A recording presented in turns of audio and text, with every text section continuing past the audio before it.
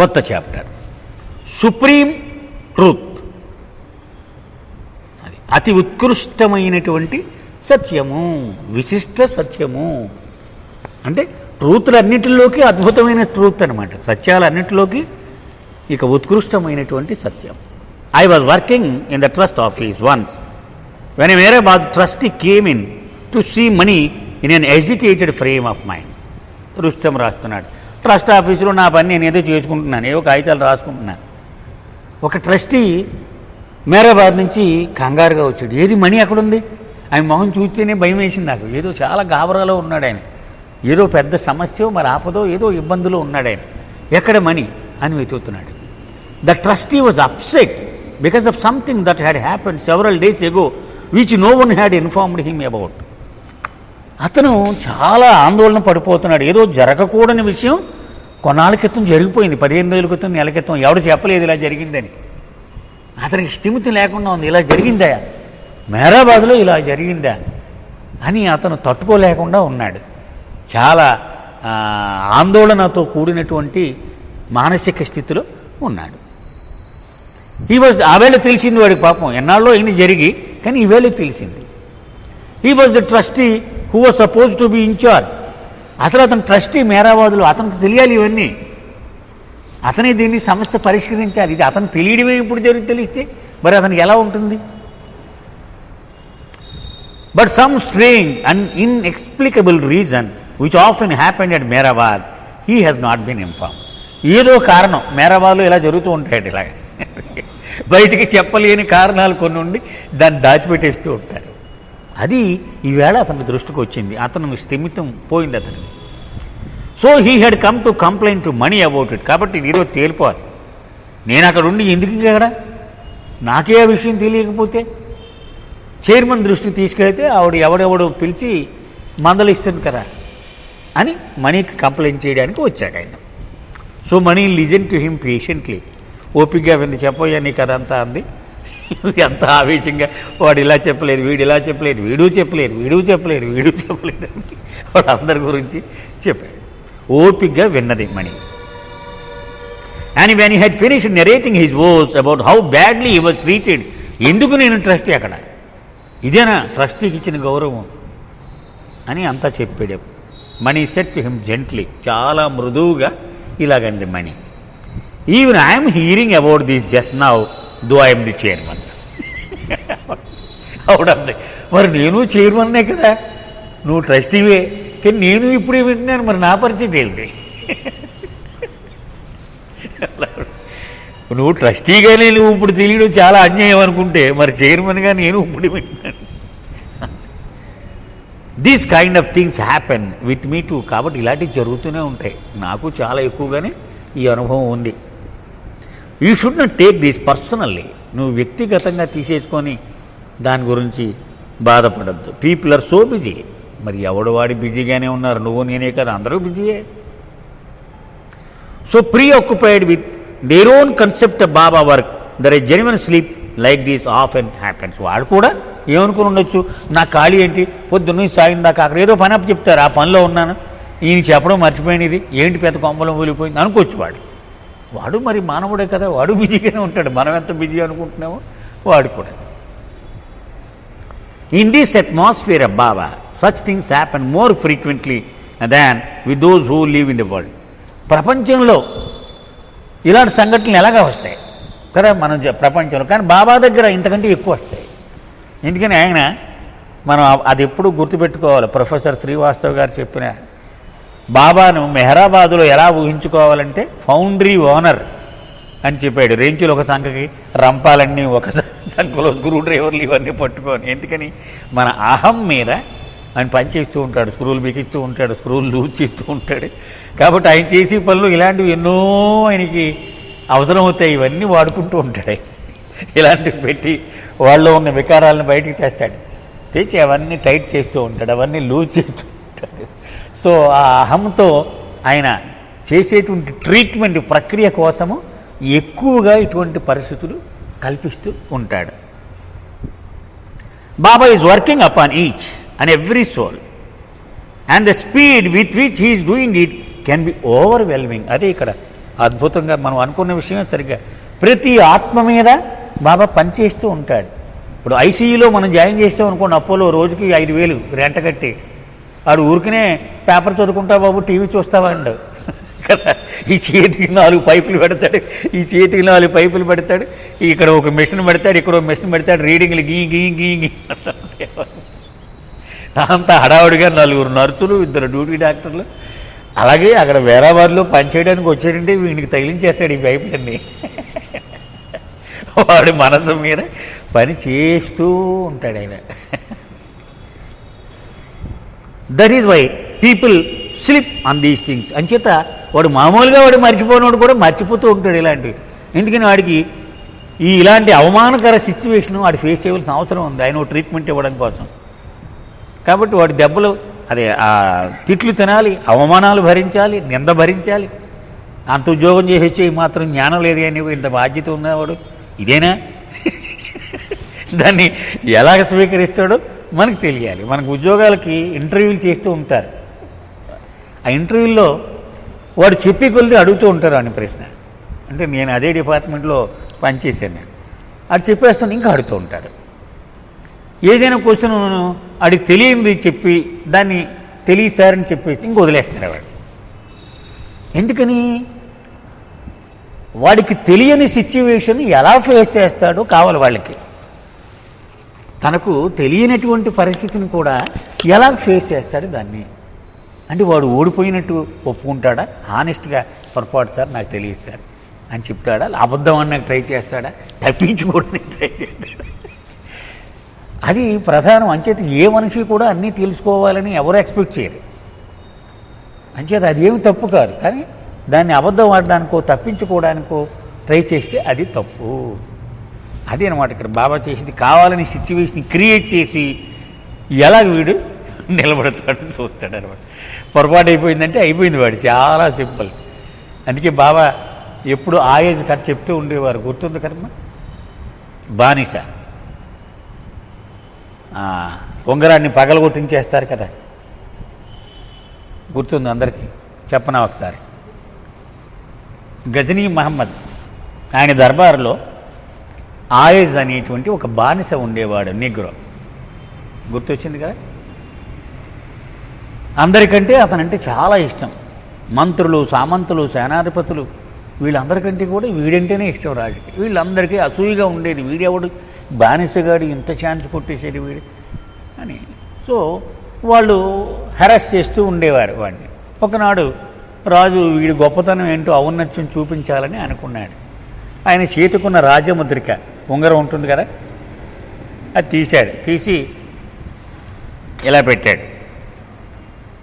పెట్టి మంత్రి గారిని పిలిచాడు. ఓ పెద్ద బండరాయి ఉందా పక్కన, అది ఉంచుకుని కొట్టి అన్నాడు.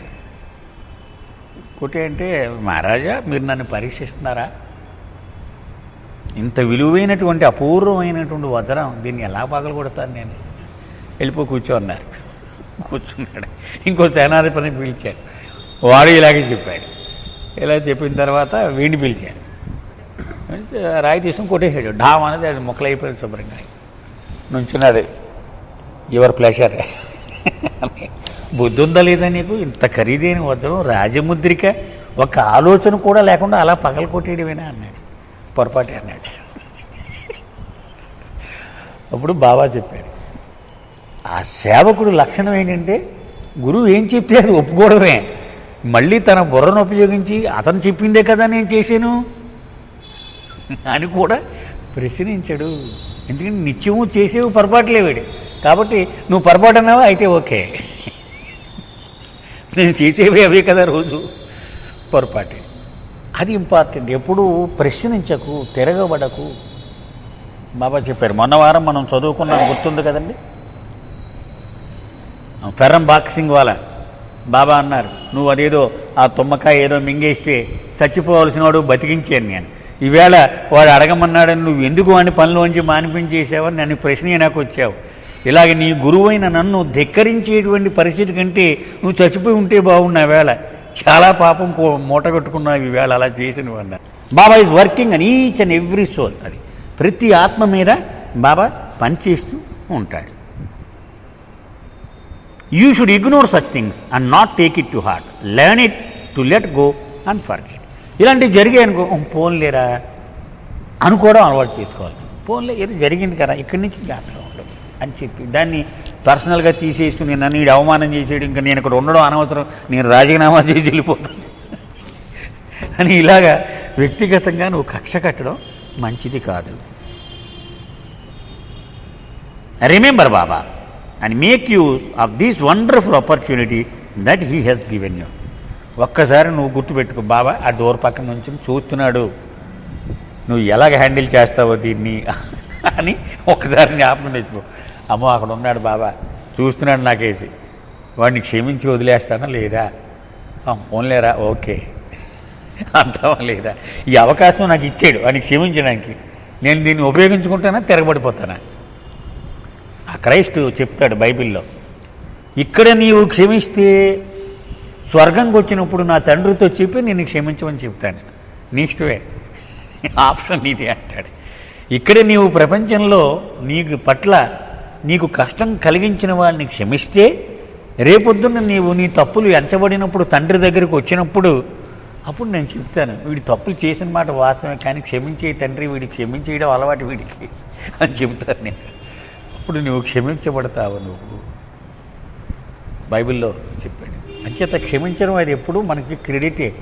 మీకు అన్కరెంట్ కాయిన్ జ్ఞాపకం ఉందండి, శ్యామ్ కెరవాలా రాసిన పుస్తకంలో. ఒక చిన్న వ్యాపారస్తుడు ఉండేవాడు. వాడు పాపం చిన్న చిన్న బీదలు ఉండేటువంటి ఏరియాలో అమ్ముతూ ఉండేవాడు. ఏవో కాయగూరలు ఏవో అమ్మేవాడు. చిరిగిపోయిన నోట్లు పట్టుకొచ్చేవారు, చూసేవాడు. చూసి పోన్లేద్దా నువ్వు ఎక్కడికి వెళ్తావు మళ్ళీ నేను వద్దంటే అని తీసుకొని ఇచ్చేస్తూ ఉండేవాడు. అలాగే మారని నాణాలు అవి కూడా తీసుకుని ఇచ్చేస్తూ ఉండేవాడు. జీవితం అంతా ఇలాగే ఉన్నాడు. చివరికి చనిపోయాడు. భగవంతుడు కోర్టులోకి వెళ్ళాడు. అప్పుడు అడిగాడు, నా జీవితం అంతా చెల్లుబాటు కానటువంటి నాణాలను నేను విలువను సామాన్లన్నీ ఇచ్చేసి వాళ్ళకి సాయం చేశాను తండ్రి, నేను చెల్లని నాణ్యాన్ని నాకు కూడా ఎంతో విలువగా పరిగణించి నన్ను కాపాడు అని అడిగాడు భగవంతుడు. శభాష్, అందులో ఒక కథ ఉంది. అలాగూ మనకు బాబా ఇచ్చినటువంటి అవకాశముగా తీసుకోవాలి. క్షమించేటువంటి పరిస్థితి మనకు వచ్చినప్పుడు వాడిని క్షమించి ఆ అవకాశాన్ని మనం వినియోగించుకోవాలి. Think of him by glorifying him or remember his compassion, mercy and other divine attributes. ఇలాంటి పరిస్థితుల్లో బాబా ఏం చేసేవాడు, ఎంత దయామయుడు, ఎంత వాత్సల్యం ఆయనకి. ఎప్పుడైనా ఇలాగా నేను క్షమించనని అన్నాడా అని నువ్వు ఆయనలో ఉన్నటువంటి ఉత్తమమైన గుణాలను గుర్తుకు తెచ్చుకుంటే అప్పుడు నీకు కోపం తగ్గిపోతుంది. మళ్ళీ బాలనాటది గుర్తుంది కదమ్మా, what is the limit of your tolerance అని అడిగాడు బాబాని. ఎంత పెద్ద తప్పు వరకు నువ్వు నన్ను క్షమించగలవు, ఎందుకంటే ఆ తప్పు ఏదో తెలిసిపోయింది అనుకో, దానికంటే తక్కువ తప్పు చేసి నేను తప్పించుకుంటాను అన్నాడు. బాబా అన్నాడు, ఈ సృష్టి ఏర్పడిన తర్వాత నేను క్షమించలేనంతటి తప్పు ఇప్పటి వరకు ఎవడో చేసి ఎరగడు. అది జ్ఞాపకం పెట్టుకోవాలి. అది మనం ఎవడన్నా తప్పు చేసినప్పుడు మనం శిక్ష వేసేయచ్చు వాడి. కానీ బాబా క్వాలిటీస్ గుర్తుకు తెచ్చుకుంటే మనం క్షమించడం నేర్చుకోవచ్చు. Remember how he suffered for us. మనం జ్ఞాపకం పెట్టుకోవాలి, మనం చేసిన అన్ని తప్పులకి మనం ఒక్క మంచి పని చెయ్యకపోయినా ఎంత కష్టాలు పడ్డాడు, ఎంత భరించాడు మనల్ని. పోనీలే పోనీలే పోనీలే పోనీలే పోనీలే అకామిడేట్ చేసుకుంటూనే పోయాడు. Such things are worth remembering and talking about. అలాంటి కథలు ఎన్నిసార్లు చెప్పుకున్నా అవి అర్హత కలిగినటువంటివే. ఆ మొన్న కదని చెప్పారు అనుకోనట్లేదు, ఎన్నిసార్లు చదువుకున్నా అవి చదువుకోవాల్సినవి.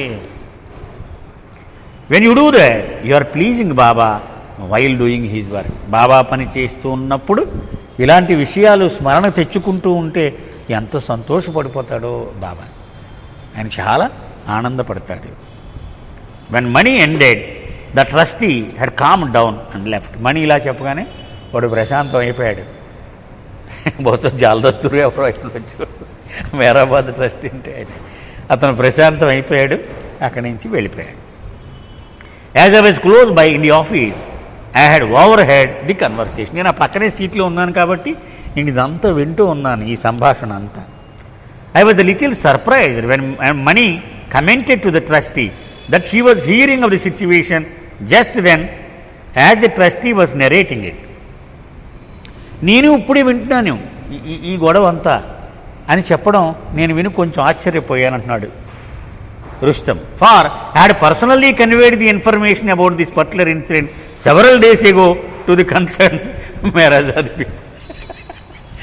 ఎందుకంటే నేనే చాలా వారాల క్రితమే చెప్పేశాను ఈ సీక్రెట్ని వాళ్ళందరికీ.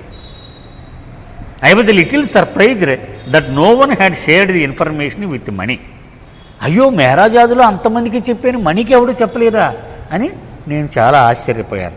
Far Meherazad was a small and intimate place. అక్కడ ఇంత ప్లేసే కదా, పెద్ద ఒక రూమ్ నుంచి ఒక రూమ్కి వెళ్ళేది, అందరూ ఆడవాళ్ళు కలిసే ఉంటారు, పెద్ద రోజు మాట్లాడుకుంటూనే ఉంటారు కదా, ఎందుకు తెలియలేదు అనుకున్నాను. So such slips rarely happened. ఇలాంటివి జరుగుతూ ఉంటే మర్చిపోయారేమో అనుకున్నాను. I approached Mani and said to her. నేను మనీతో కలిపి ఇలా అన్నాను, I'm surprised that no one shared this information with you before because I had personally conveyed it to the concerned people at Mehrajad and everyone else at Mehrajad appears to know of it. నేనే చెప్పాను మేరాజాద్లో, అందరికీ తెలుసు, నీకెందుకు చెప్పలేదా అని ఆశ్చర్యంగా ఉంది నాకు. Mani replied with a smile, yes I did receive the information several days ago. ఆవిడంది, నాకు కూడా అప్పుడే తెలుసు. అంటే ఈ విషయం యొక్క తీవ్రతను తగ్గించడం కోసము ఆవిడ అలా చెప్పింది అనమాట. I was confused by her contradictory statement and said to her. నాకేం అర్థం కాలేదు, ఏంట్రా బాబు ఇక్కడేమో అలా చెప్పింది, నాతో ఇలా అంటుంది ఏంటి అనుకున్నాను. But just now you said to the trustee that you are just hearing about it from him. నువ్వే చెప్తున్నావు, నాకు తెలియదు కదా మరి అన్నావు ఎందుకు అన్నాడు. Mani replied again in a very mischievous way, yes that is right. I was hearing about it as he was saying it, and that is what I told him. What I did not tell him is that I had also heard about it several days ago. నిజమే, అలాగే చెప్పాను, కానీ నేను నిజానికి చాలా రోజుల క్రితం. I laughed at Mani's wit and wisdom and recognized that this is what they did around Baba. బాబా దగ్గర, బాబా యొక్క సన్నిధానములో ఉన్నప్పుడు కూడా ఈ వివేకము వాళ్ళు అలవరుచుకున్నారు బాబా దగ్గర అని నాకు అర్థమైంది. Money said to me very lovingly. అప్పుడు ప్రేమపూర్వకంగా మనీ ఇలా చెప్పింది, I did this for the sake of harmony. ఎందుకంటే వాడు చాలా గందరగోళంలో ఉన్నాడు, సమన్వయమైన వాతావరణం తీసుకురావాలి ముందు నేను, అందుకని అలా చెప్పవలసి వచ్చాయి. You saw how the trustee calmed down immediately. నేను అలా అనగానే వాడు ఎంత ప్రశాంతంగా మారిపోయాడు చూసావు కదా నువ్వు. That is what Baba wanted us to do in our life with him. మన దైనందిన జీవితంలో ఒక సమస్య వచ్చినప్పుడు ముందు ప్రశాంతతను తీసుకురావాలి, అది బాబాకి ఇష్టమైంది. He wanted us to maintain harmony at all cost. నాదొక అభిప్రాయం ఉండొచ్చు, ఈయనదొక అభిప్రాయం ఉండొచ్చు, ఆయనదొక అభిప్రాయం ఉండొచ్చు. పొరపక్షాల్లోకి వెళ్ళిపోకూడదు, గొడవలు పెట్టుకొని నిన్ను అంతు చూస్తాను నేను అని స్టేజ్కి వెళ్ళకూడదు. He never liked it when a mandali who lived with him got into disputes. మండలి వాళ్ళు ఇలా గొడవలు పెట్టుకుంటూ ఉంటే ఇష్టం ఉండేది కాదు బాబా. ఒక్కోసారి ఏమనేవారు, వీళ్ళు ఇలా వార్త వచ్చేది, బాబాయ్ వీళ్ళిద్దరు చాలా బొసబొసలు కొట్టేసుకుంటున్నారు, వాడిద్దరిని పిల్లని అనవాడి, ఇద్దరిని కొట్టేసుకోండి అనవాడి, సూపర్ చేత కొట్టేసుకుని అయిపోయిన తర్వాత కొట్టేసుకున్నారు కదా ఇంక చాలు, ఇంకా నో బొసబొసలు అనేవాడి అయిపోయింది కదా. ఇష్టం ఉండేది కాదు బాబాకి. He would reprimand us and express his displeasure. వెంటనే పిలిచి, ఎన్నాళ్ళు నాతో ఉండి మీరు ఇదేనా నేర్చుకున్నది అని ఆయన బాధను వ్యక్తం చేస్తూ ఉండేవారు. He would constantly remind us that we were here to please him, and if we were really serious about doing that, then we should swallow our pride, our hurt, and learn to efface ourselves and love one another under all circumstances.